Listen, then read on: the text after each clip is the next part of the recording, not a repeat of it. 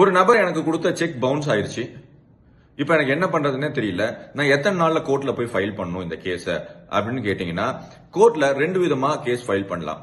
ஒரு check bounce ஆகி 75 நாளைக்குள்ளார அந்த கேஸ நீங்க ஃபைல் பண்ணீங்கன்னா அதை கிரிமினல் கேஸா ஃபைல் பண்ணலாம். கிரிமினல் கேஸ் அப்படின்னு சொன்னா உங்களுக்கு காம்பன்சேஷன் மட்டும் இல்லாம அந்த செக்கை டிஸ்ஆனர் பண்ண நபருக்கு தண்டனையும் கிடைக்கிறதுக்கு வாய்ப்பு இருக்கு. இல்ல நான் அந்த 75 நாள தவற விட்டுட்டேன், இப்போ ஒரு வருஷம் ஆயிடுச்சு அந்த செக் பவுன்ஸ் ஆகி நான் எந்த ஆக்ஷனுமே எடுக்கல அப்படின்னு சொன்னாலும் பிரச்சனை இல்ல. ஒரு செக் பவுன்ஸ் ஆன நாள்ல இருந்து 3 வருஷத்துக்குள்ளார நீங்க எந்த சிவில் கோர்ட்ல வேணா ஒரு சிவில் சூட் ஃபைல் பண்ணலாம்.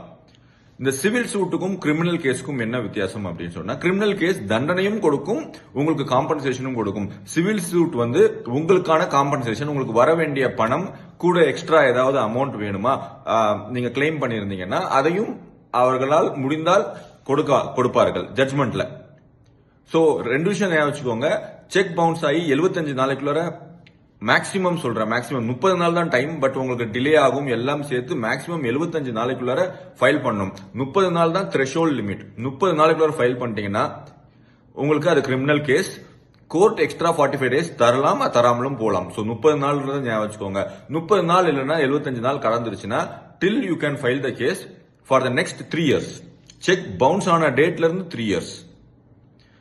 அதுக்குள்ள நீங்க சிவில் கோர்ட்ல சிவில் சூட் ஃபைல் பண்ணலாம்.